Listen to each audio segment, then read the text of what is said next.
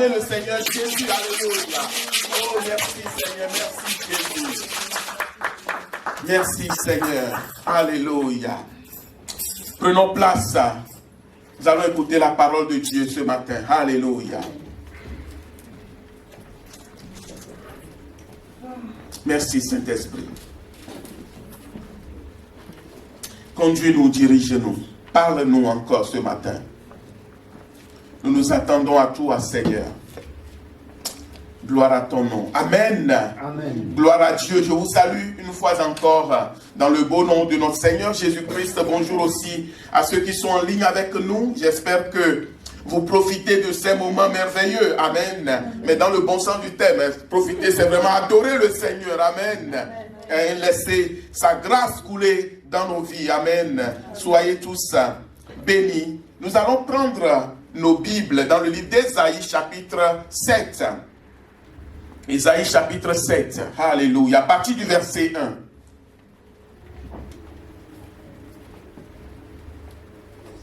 Ésaïe 7 à partir du verset 1. Il arriva du temps d'Akaz, fils de Jotam, fils d'Ozias, roi de Juda, que Restin, roi de Syrie, monta avec Pékash, fils de Remalia, roi d'Israël, contre Jérusalem pour l'assiéger, mais il ne put l'assiéger. On vint dire à la maison de David, les Syriens sont campés en Éphraïm, et le cœur d'Akaz, le cœur de son peuple, furent agités comme les arbres de la forêt sont agités par le vent.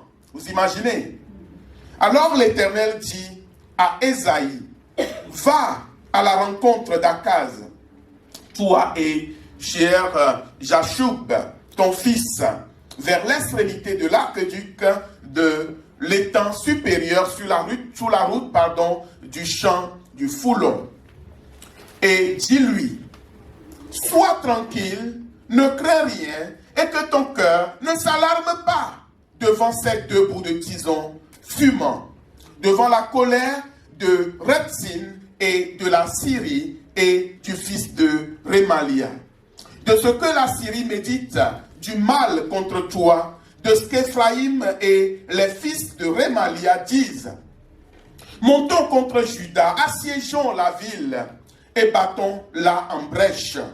Et proclamons-y pour roi le fils de Tabel. Verset 7. Ainsi parle le Seigneur l'Éternel, cela n'arrivera pas. Cela n'aura pas lieu. Car Damas est la tête de la Syrie et Repsin est la tête de Damas. Encore 65 ans, Éphraïm ne sera plus un peuple. La Samarie est la tête d'Éphraïm et le fils de Remalia est la tête de la Samarie. Si vous ne croyez pas, vous ne subsisterez pas. L'Éternel parla de nouveau à Akaz et lui dit, demande en ta faveur un signe à l'Éternel ton Dieu. Demande-le, soit dans les lieux bas, soit dans les lieux élevés. Akaz répondit, je ne demanderai rien, je ne tenterai pas l'Éternel. Alors Ésaïe dit, écoutez donc, maison de David, est-ce de trop peu pour vous de lasser la patience des hommes que vous lassiez encore celle de mon Dieu? C'est pourquoi le Seigneur lui-même vous donnera un signe. Voici la jeune fille vierge, la jeune vierge dans certaines versions, la bonne version, la jeune fille, c'est-à-dire la jeune vierge, deviendra enceinte et elle enfantera un fils et elle lui donnera le nom d'Emmanuel. Alléluia. Il mangera de la crème et du miel jusqu'à ce qu'il sache rejeter le mal et choisir le bien. Mais avant que l'enfant sache rejeter le mal et choisir le bien, le pays dont tu crains les deux rois sera abandonné. Amen. Amen. Quelle parole! Quelle parole! Un roi, la maison de David, Akaz, était assiégé, entouré par des rois ennemis. des rois qui étaient, on va dire, au niveau de l'armement, beaucoup plus puissants que lui. Et la Bible dit que le cœur du roi et le cœur du peuple étaient tellement agités, comme les arbres de la forêt, lorsqu'ils sont agités par le vent. Bien-aimés, des fois, il y a des situations qui nous arrivent. Et ton cœur est agité. Ce n'est pas une question de pasteur ou pas pasteur. Des situations difficiles arrivent des fois, frappent à notre porte. Et nous ne savons que faire. Nous nous disons, mais Seigneur, comment je vais faire pour m'en sortir? Seigneur, d'où me viendra le secours? Le cœur de ce roi et le cœur de tout le peuple étaient violemment agités. Ils avaient peur. Et Dieu va envoyer son serviteur Ésaïe, pardon. Et Isaïe va dire, sois tranquille, ne crains rien. Et que ton cœur ne s'alarme pas devant ces deux bouts de tison fumant devant la colère de Restine et de la Syrie et du fils de Rémalia. Bien-aimé, vous voyez, Dieu traite tes ennemis, Dieu traite ceux qui te font peur, Dieu traite la situation qui te fait peur d'un bout de tison fumant. Dieu traite un bout de tison fumant, c'est-à-dire que c'est un morceau de bois qui était en feu, mais qui est sur le point de s'éteindre. Dieu traite tes adversaires que leur fin est déjà programmée. Dieu dit que ceux qui te persécutent, ceux qui cherchent à te détruire, ceux qui cherchent à t'affaiblir, lumière des nations, le Seigneur te dit que ceux qui cherchent à ce que tu disparaisses même, il dit ne les crains pas. Amen. Il dit ne les crains pas, reste tranquille, ne crains pas, et que ton cœur ne s'alarme point. Et c'est cette parole que Dieu a pour nous ce matin. Amen. Dieu veut que notre cœur soit ferme en lui. Amen. Dieu veut que nous puissions totalement lui faire confiance. Dieu veut que nous ne voyions pas la puissance de l'ennemi, tout ce que le diable peut faire pour nous décourager ou pour nous atteindre. Alors, Dieu va pousser sa parole encore beaucoup plus loin. Il va dire, demande un signe. Demande un signe. Pour que je puisse te montrer que je te dis que tes ennemis sont vaincus. Je te dis que tes ennemis ne t'atteindront pas. Demande-moi un signe. Tous ceux qui t'entourent, tu te dis qu'ils ont allumé le feu tout autour de ta maison. Je te dis que ce feu-là, je vais l'éteindre. Dieu dit, demande un signe. Le roi dit non. Je ne demanderai pas de signe. Parce que je n'ai pas envie de tenter l'Éternel. Alléluia. Ah, quelle parole. Alors le prophète va reprendre la parole. Le prophète va reprendre la parole. Et Dieu dit que, est-ce trop peu pour vous de lasser la patience des hommes que vous lassiez encore celle de mon Dieu? Pourquoi cette parole? Parce que Dieu voit que son peuple ne lui fait pas confiance. Dieu voit que nous ne lui faisons pas confiance. Alléluia. Vous voyez, quand le feu est allumé partout, et Dieu te dit que tu ne vas pas être brûlé, tu ne vas pas être consumé. Et nous nous doutons. Nous nous disons, mais comment je vais faire? Que ferai-je pour m'en sortir, bien-aimé? Mettez-vous à la place de ce roi. Mettez-vous à la place de ce peuple. Imagine, c'est comme tu prends un petit pays. Allez, je prends le Djibouti. Voilà, allez, Djibouti, tout petit pays là-bas. On dit que les États-Unis se lèvent contre toi. Qu'est-ce que tu vas devenir? Et l'Éternel te dit, Djibouti, ne crains rien. Alléluia, c'est l'exemple. Mais Dieu veut que nous lui fassions confiance. Bien-aimé, chaque fois que nous doutons de la puissance de Dieu, cela attriste le Saint-Esprit. Alléluia. Et Dieu dit, vous lassez la patience des hommes. Est-ce trop peu que pouvez-vous continuer à lasser aussi la patience de l'Éternel? Dieu veut que nous puissions mettre totalement notre confiance en lui. Et Dieu va dire, c'est pourquoi ainsi parle le Seigneur. Le Seigneur lui-même vous donnera un signe. La jeune vierge, la jeune fille qui n'a pas de mari, qui n'est pas encore mariée, Dieu dit qu'elle va devenir enceinte. Alléluia. Elle va devenir enceinte. Elle va accoucher d'un enfant. Et on va l'appeler du nom d'Emmanuel. Et cela fait allusion à Jésus-Christ, vous l'avez compris. Frères et sœurs, cette semaine je priais, je dis, Seigneur, qu'est-ce que je dois dire? Il y a beaucoup de choses que le Saint-Esprit met dans nos cœurs. Le Seigneur m'a renvoyé à ce qui se passe actuellement en Israël. Le conflit, la guerre qui est déclenchée en Israël. Le Seigneur me dit, mais tu vas parler de cette guerre ce matin. Je dis, oh Seigneur, je ne vais pas mettre ma bouche dans cette affaire. Oui, parce que c'est une affaire compliquée. Dès que tu ouvres ta bouche, fais attention à ce que tu vas dire. Mais le Saint-Esprit me dit, mais tu vas en parler dans le sens d'enseigner mon peuple. Bien-aimé, qui est le père de la foi? Abraham, merci. Genèse 12, amen. Dieu a appelé Abraham, Dieu lui a promis un territoire, n'est-ce pas? Dieu a dit que je te bénirai, je ferai de toi une grande nation, et toutes les nations de la terre seront bénies en toi.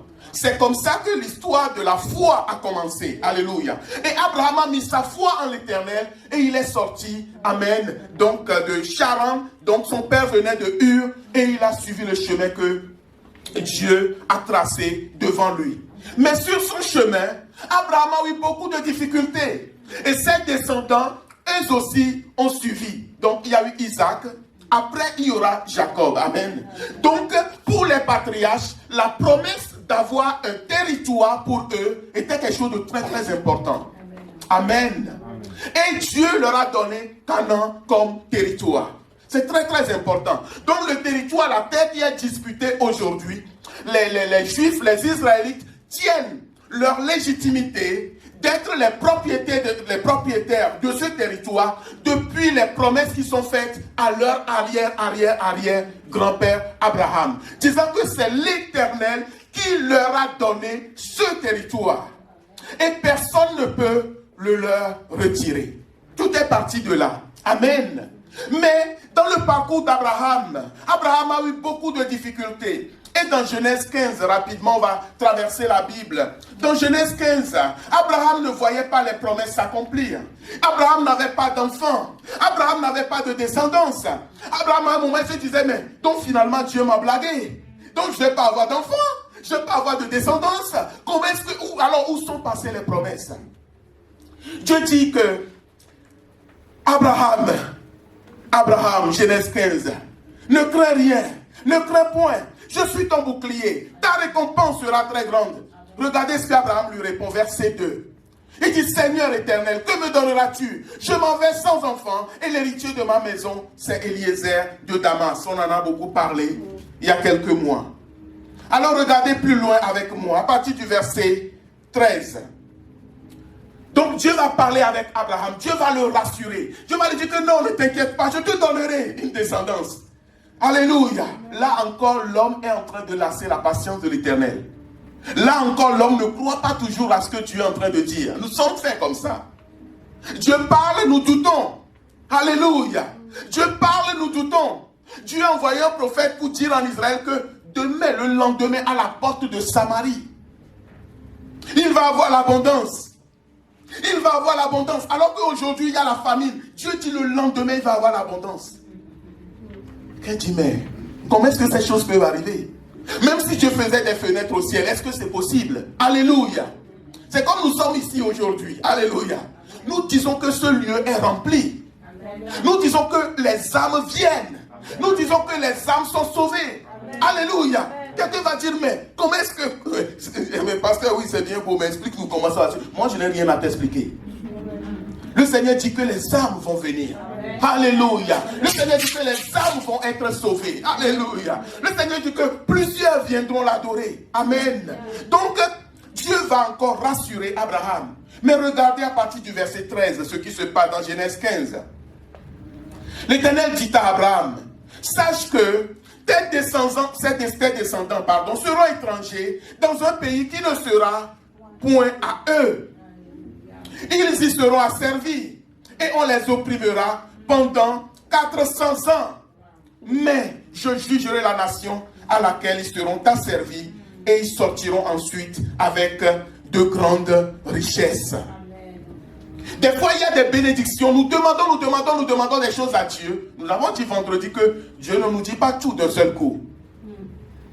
Abraham veut une descendance. Dieu dit combien? Il dit beaucoup. Beaucoup. Je veux beaucoup d'enfants. Partout. Dieu dit, je vais te donner. Pas de problème. Mais Dieu va révéler à Abraham les choses qui sont loin devant. Alléluia. 400 ans plus tard, Dieu dit que tes descendants, ils vont se multiplier. Mais plus tard, un peuple va les asservir. Ils vont être dominés, ils vont être opprimés, ils vont devenir esclaves. Quelle parole! Dieu dit, mais je les délivrerai. Mais je briserai le joug sur leur cou. Mais je les sortirai de l'esclavage. Mais je leur enverrai un libérateur. Et s'il y a un mot que nous devons retenir ce matin, frères et sœurs, c'est le mot de libérateur. S'il y a un nom que nous devons retenir, c'est le nom du libérateur. Dieu a toujours promis un libérateur à son peuple. Dans tout le parcours d'Israël, frères et sœurs, Israël va obéir à Dieu. Après, Israël va désobéir à Dieu. Quand Israël désobéit à Dieu, il part en exil. Il est dominé par ses ennemis. Les ennemis viennent, ils pillent, ils saccagent tout, ils les prennent en déportation, etc. Toute l'histoire d'Israël est faite de haut et de bas, de haut et de bas. Et nous l'avons vu. Pasteur nous a prêché dimanche dernier. Nous étions dans le livre des Juges, chapitre 3, vers le verset 12 par là, en allant vers le 15. Il est parlé d'un libérateur, Ehud. Amen.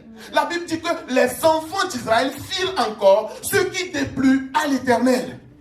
Et ils furent vaincus ou battus par leurs ennemis. Et les enfants d'Israël crièrent vers l'Éternel. Et l'Éternel leur envoya un libérateur. Et tout le livre de Juges, il y a eu plusieurs libérateurs dans la Bible, mais le livre de Juges est celui qui nous montre plus ce désir de Dieu de toujours sauver son peuple. Et c'est pourquoi vous avez Shamgar dans le livre de Juges. Vous avez qui? Aidez-moi. Vous avez les Samson, vous avez qui d'autre? Vous avez les Déborah, vous avez qui d'autre? Les libérateurs, aidez-moi. Vous ne connaissez pas votre livre de Juges? Comment? Les libérateurs dans le livre de Juges. Il y en a plein dans le livre de Juges, amen. Il faut aller relire ce petit livre, c'est vite fait, amen. Mais vous savez, il y en a beaucoup de libérateurs. Mais ce que nous devons retenir, c'est que le peuple pêche, ils sont vaincus par les ennemis. Le peuple crie vers l'Éternel, l'Éternel suscite un libérateur. L'Éternel suscite un libérateur. L'Éternel suscite un libérateur. Et Dieu, à chaque fois, va à nouveau délivrer son peuple.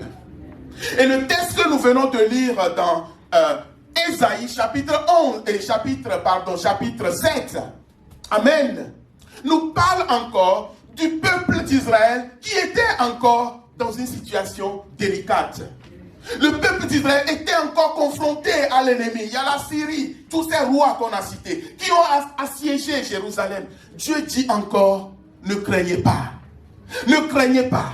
Ne craignez pas ces bouts de tisson qui veulent, je ne sais pas, vous faire du mal. Cela n'arrivera pas. Cela n'aura pas lieu.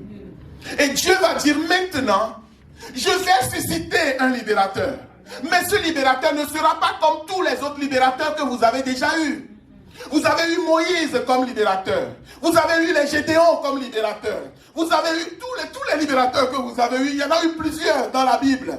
Mais Dieu dit, ce libérateur que je vais vous envoyer, il ne sera pas comme les autres. Ce sera un signe. Jésus est un signe. Il dit que ce libérateur, il naîtra d'une vierge. Alléluia.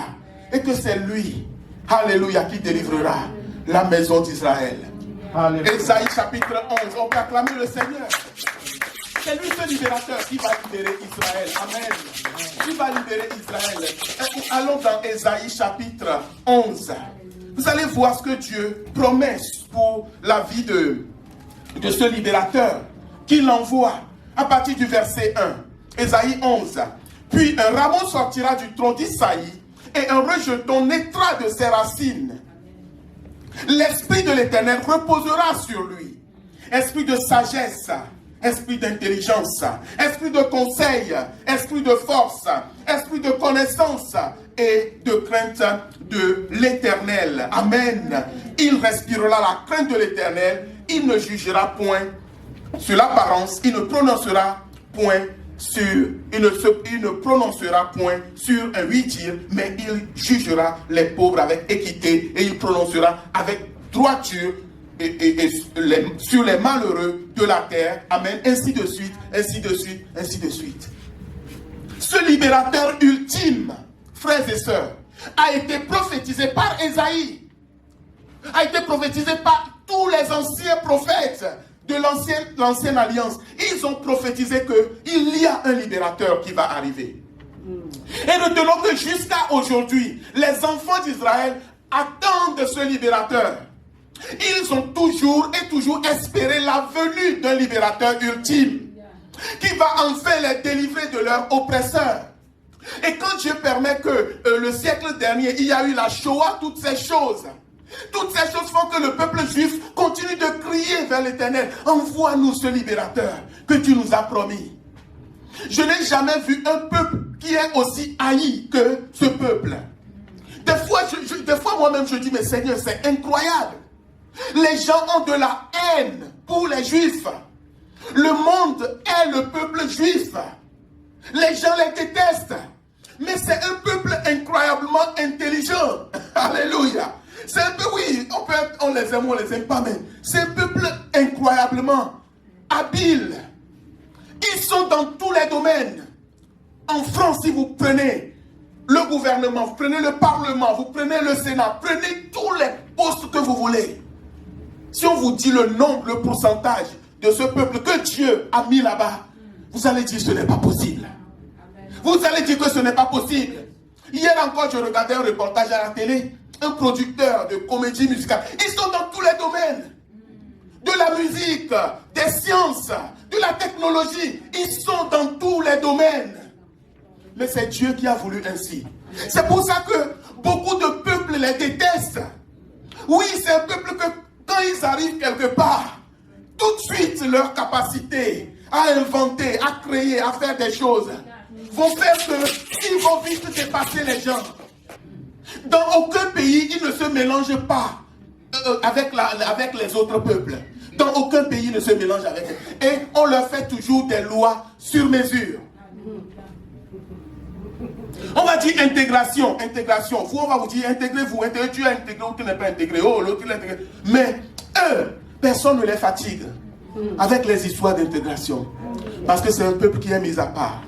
Frères et sœurs, nous sommes les enfants de Dieu. Le Saint-Esprit m'a dit, tu vois, quand tu regardes bien la vie de ce peuple, c'est votre vie en fait.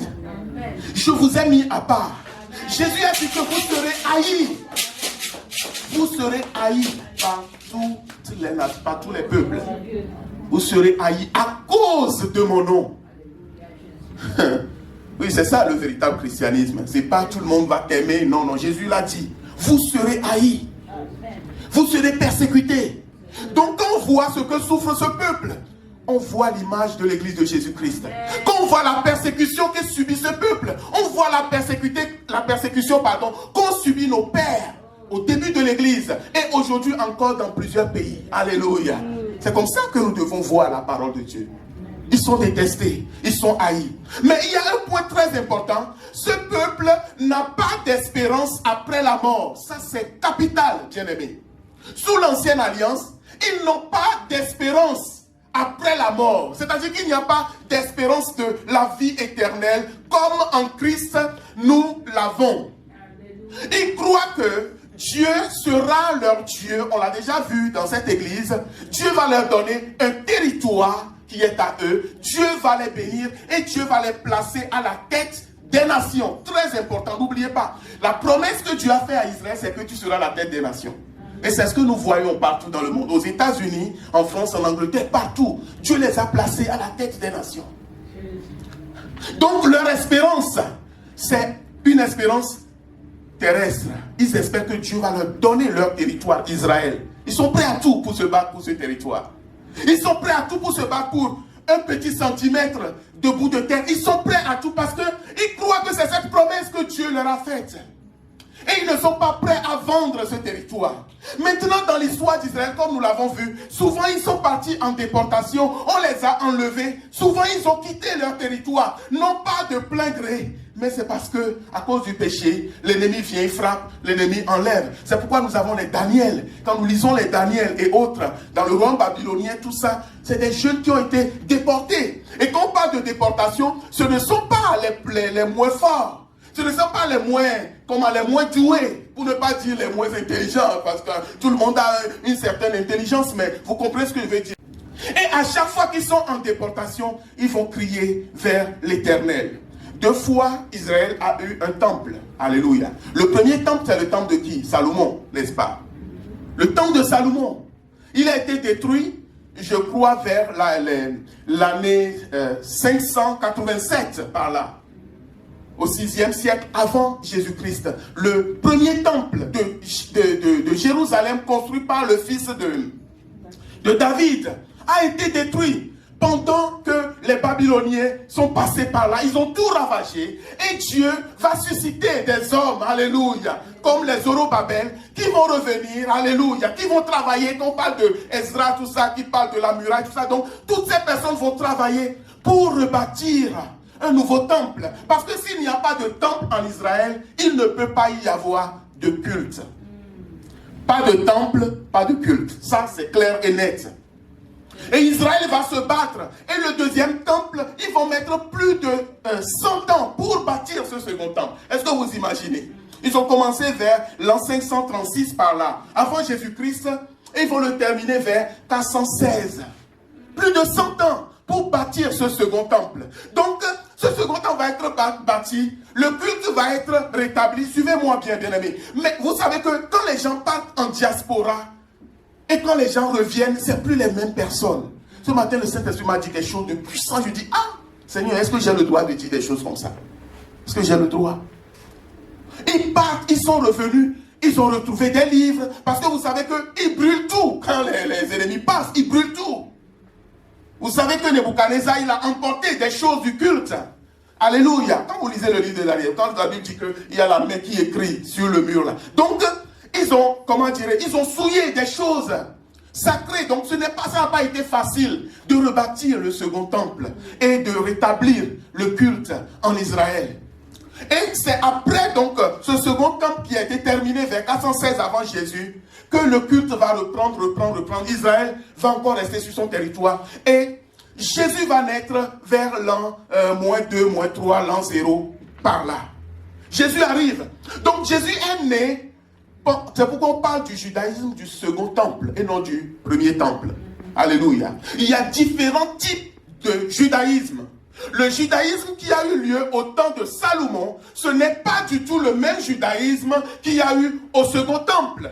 Parce que le second temple, c'est des gens, la plupart étaient partis en diaspora. C'est comme, je ne sais pas de quel pays vous êtes. Dieu vous a ramené et vous essayez de rétablir les choses de l'éternel. Jésus est né pendant le judaïsme du second temple. Maintenant, pendant ce temps, Israël continuait encore à prier, Seigneur, donne-nous ce libérateur. Maintenant, c'est les Grecs et les Romains qui dominent le monde. Ils sont encore sous domination.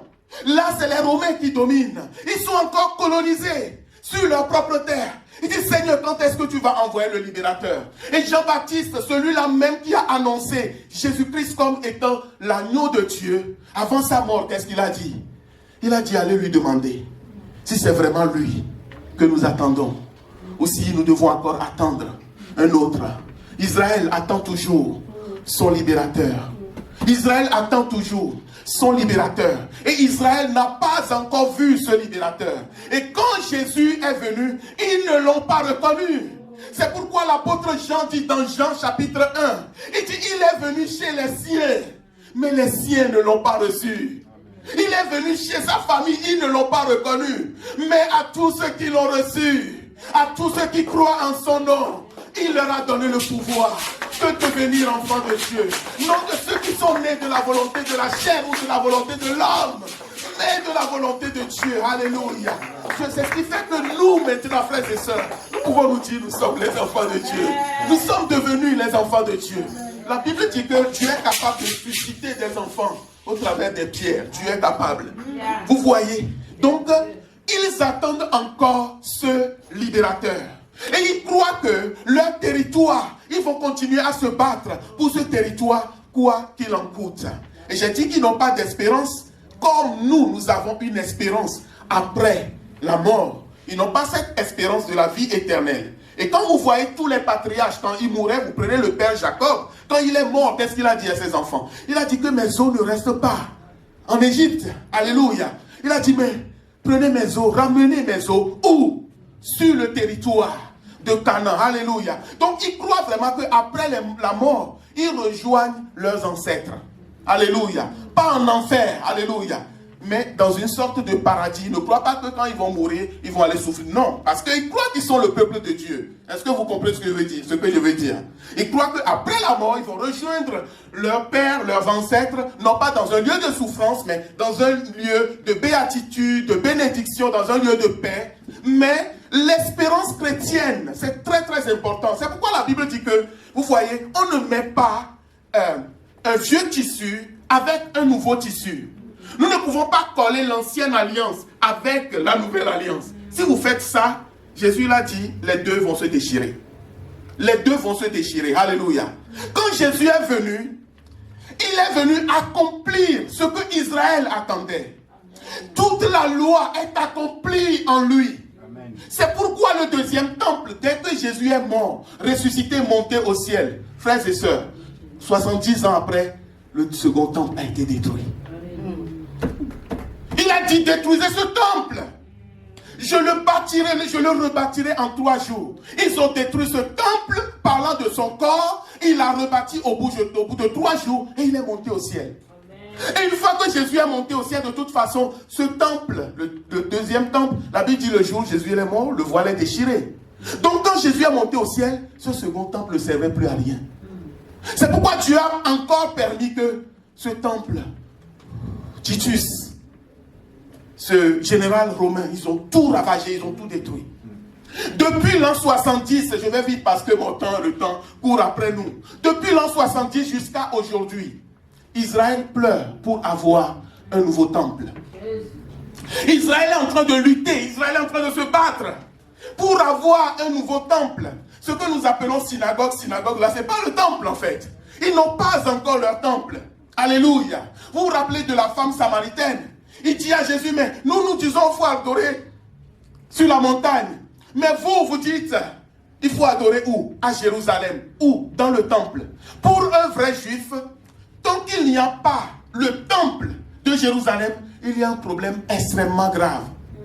Et ça fait depuis des décennies et des décennies qu'ils sont en train de lutter. C'est pourquoi on leur a avec les Nations Unies, les États-Unis et les grandes puissances, ils ont tout fait pour recréer la nation d'Israël en 48 par là où ils sont aujourd'hui, à cet endroit, pour les ramener sur leur terre. Pour que le troisième temple soit construit. Suivez-moi, frères et sœurs. Maintenant, il y a un problème. J'ai dit qu'on ne met pas le vieux tissu avec le neuf, n'est-ce pas? C'est ce que Jésus dit. Ils sont en train de se battre pour construire ce temple. Mais le problème, c'est que le véritable temple est déjà venu. Le véritable temple est déjà venu. Il est venu. Oh, ils ne l'ont pas reconnu. Jésus est parti. Maintenant, ce temple qu'ils sont en train de se battre pour construire, je peux vous dire qu'ils vont le construire. Oui, ils vont construire ce temple. Mais c'est dans ce temple que l'Antichrist ira se tenir pour tenir des paroles blasphématoires contre le Saint des Saints. Est-ce que vous me suivez? Ce ne sera pas un temple pour adorer Dieu. Ce ne sera pas un temple pour adorer le Saint d'Israël.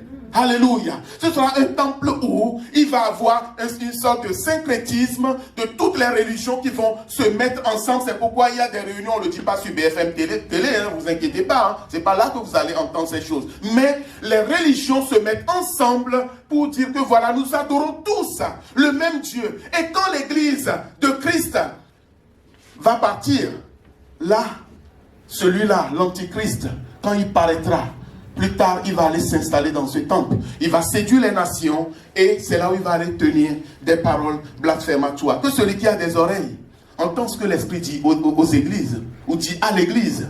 Frères et sœurs, aujourd'hui, vous savez, il y a des églises qui sont en train de soutenir la construction du troisième temple. C'est une erreur grave. Il y a des personnes qui se disent chrétiennes, qui sont en train de soutenir la construction de ce troisième temple. Il n'y a plus lieu de construire ce troisième temple. Le véritable temple est venu, ils ne l'ont pas reconnu. Alléluia. Et le jour où Jésus est mort à la croix, il a dit quelque chose de fort. Il a dit quoi? Tout est accompli. Tout est accompli. En lui, Jésus est en train de dire que en moi, tout est accompli. En moi, tout est accompli. En moi, vous êtes libérés. Alléluia. Mais Israël n'a pas compris. En moi, vous êtes délivrés. En moi se trouve votre libérateur. Mais Israël n'a pas saisi. En moi, vous serez établis à la tête des nations. Israël n'a pas compris. Hébreux chapitre 11, à partir du verset 8. La Bible dit, c'est par la foi qu'Abraham, lors de sa vocation, obéit et partit pour un lieu qu'il devait recevoir en héritage. C'est ce que nous disions tout à l'heure, n'est-ce pas? Il croit que Dieu va leur donner un territoire. Et tout ça, c'est très juste. C'est conforme aux Écritures. Abraham est parti avec foi pour un territoire que Dieu lui a promis en héritage.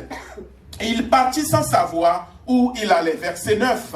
C'est par la foi qu'il veut s'établir dans la terre promise comme dans une terre étrangère, habitant sous des tentes, ainsi qu'Isaac et Jacob, les co-héritiers de la même promesse. Deuxième point, Abraham a réellement obtenu la terre promise. Est-ce que quelqu'un me suit? Ils se sont réellement établis là-bas. C'est ce que nous venons de lire. Alléluia. Verset 9. C'est par la foi qu'il veut s'établir dans la terre promise comme dans une terre étrangère. Ils s'y sont réellement établis. Verset 10. Car il attendait la cité qui a de solides fondements, celle dont Dieu est l'architecte et le constructeur. C'est par la foi que Sarah elle-même, malgré son âge avancé, fut rendue capable d'avoir une postérité parce qu'elle crut à la fidélité de celui qui avait fait la promesse.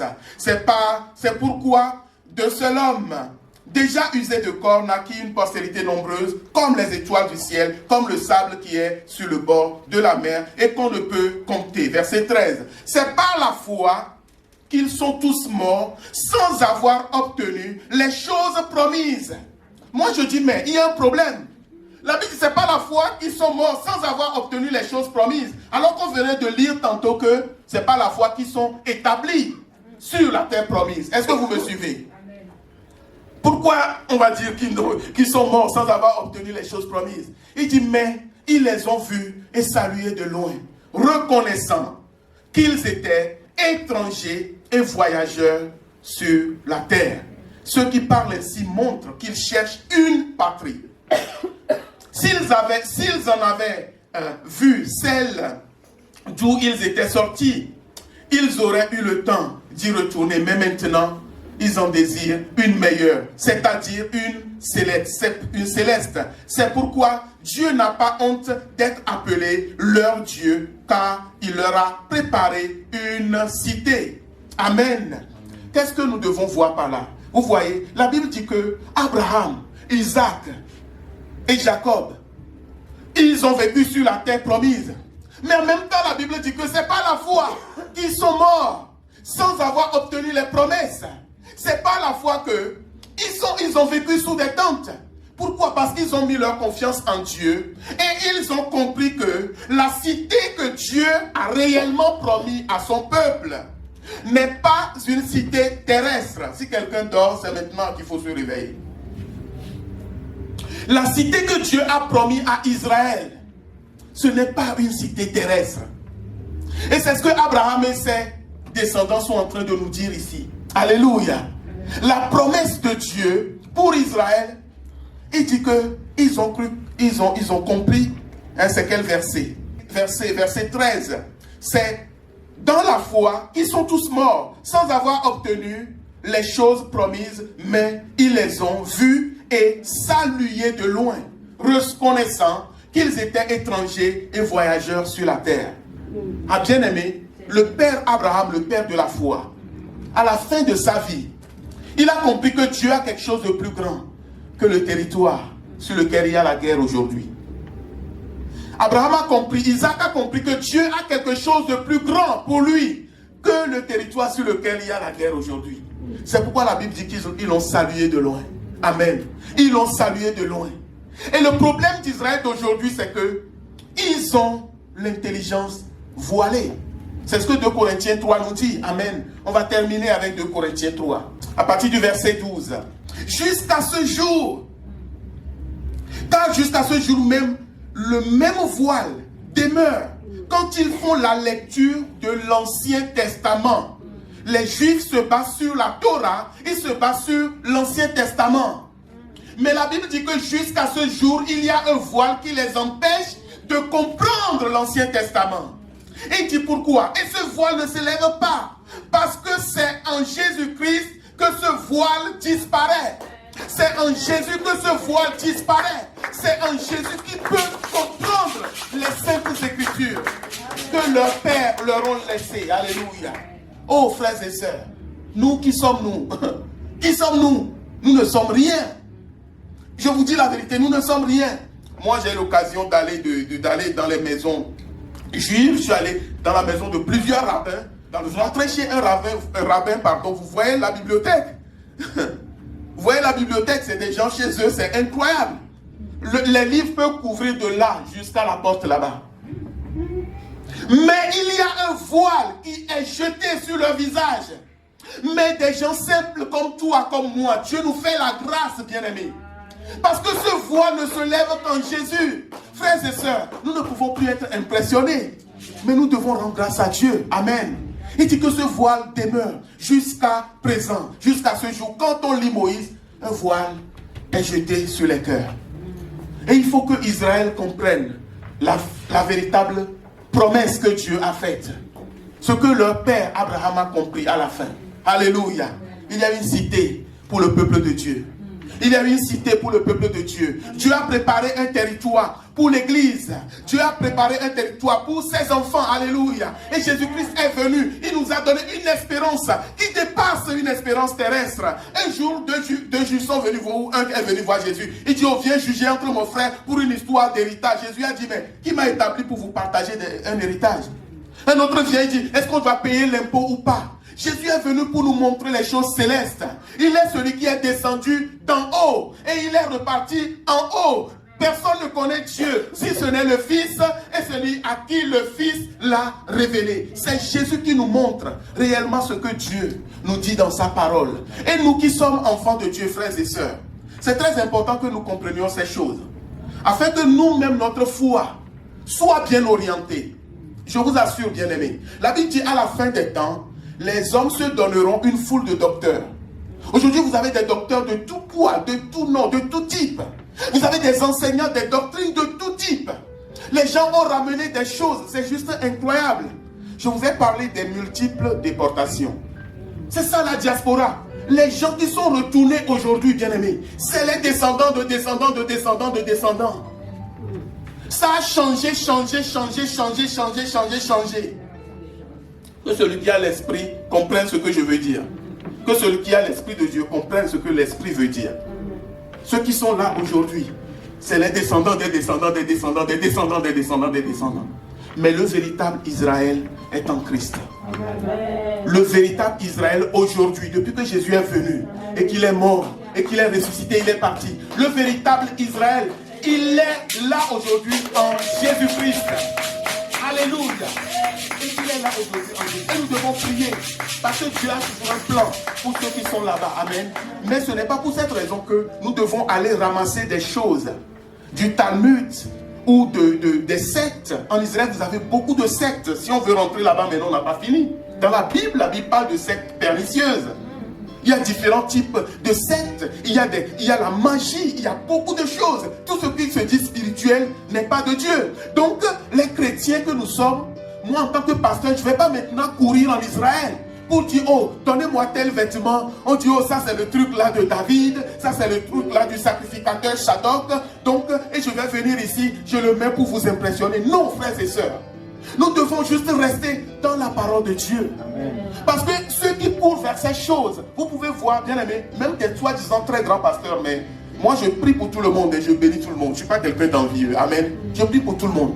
Mais ce n'est pas parce que un pasteur soi-disant est grand aux yeux des hommes que tout ce qu'il fait, tout le monde doit le copier. Moi je pleure chez moi, je vois tous les jeunes pasteurs, ils copient tout ce qu'on voit à la télé. L'autre il a mis, je ne sais pas, comment ça s'appelle là, le vêtement là, la kippa. Lui, la kippa, l'autre il a mis la kippa. Donc, moi aussi un matin j'arrive ici, vous voyez une kippa sur ma tête, vous demandez pasteur Jacob, je dis non, c'est un père qui a prié pour moi qui m'a donné. L'autre il a une épée avec, on dit, oh c'est l'insigne c'est l'étoile de David. Mais quelle étoile de David? Montrez-le nous dans la Bible. Montrez-le nous dans la Bible. Frères et et sœurs, la Bible dit que la parole de Dieu, c'est l'épée de l'esprit. L'épée de l'esprit qui est la parole de Dieu. Alléluia. Le talit, merci Saint-Esprit. Le talit, quand vous allez creuser ce talit, il y a plein d'images derrière. Mais maintenant, qui vous a donné ce talit? Pour quelle raison ils vous l'ont donné? Des livres dans lesquels même on insulte votre Seigneur. C'est ces gens qui vont vous dire, oh venez, c'est nous qui sommes la source. Et quand on va en Israël, on se fait tout petit. On dit, oh merci, hein, c'est vous qui nous avez ouvert le chemin. Merci. Oui. Et des charlatans vont vous amener dans des trous. Et vous initier à des choses pernicieuses. Mais quand Jésus va venir, il ne va pas vous prendre. Quand Jésus va venir, beaucoup ne seront pas pris, frères et sœurs. Ils disent, Seigneur, comment je peux dire ces choses? Il dit, parle, dis-le. Mais nous, bien-aimés, mon message il est simple. Que Dieu nous aide à rester dans la vérité. Amen. À rester dans la simplicité. Nous n'avons pas à les ramener. On dit c'est l'huile d'Israël. Mais et alors, nous ne sommes pas impressionnés. Garde ton huile d'Israël. Alléluia. Bien-aimé, il y a des choses, je ne dis pas tout devant l'église. Un jour, je vous assure, le pasteur il sait, le Saint-Esprit m'a dit, n'utilise pas l'huile pour toucher les gens, machin, prier pour. N'utilise pas l'huile. Nous utilisons l'huile d'onction, pasteur René, là, uniquement pour prier pour les malades. Oui, quand tu es vraiment malade, tu as des situations. La Bible dit quelqu'un est-il malade, qu'il appelle les anciens, qu'il prie pour lui, en loignant d'huile. Alléluia. Et même quand, ma soeur est là, quand on est venu chez toi, on a prié pour toi. On t'a mis de l'huile? Est-ce qu'on t'a mis de l'huile? Non, Dieu n'a pas voulu qu'on mette de l'huile. On a prié par la foi. Amen. Alléluia. Je dis, oh Seigneur, c'est tout. Il me dit, oui. L'huile est dans ta main. L'onction est dans ta main. Ne cherche pas à mettre quelque chose pour impressionner ou pour machin. Mais nous prions. Je ne dis pas que ce n'est pas bon de ne pas utiliser l'huile d'onction. Ce n'est pas ce que je suis venu dire. Nous l'utilisons. Pasteur René est là. Selon l'esprit. Merci. Amen. Levons-nous, nous allons prier. Alléluia. Vous savez, derrière chaque loi, on dit qu'il y a l'esprit de la loi. Oh, j'ai mon temps, Seigneur.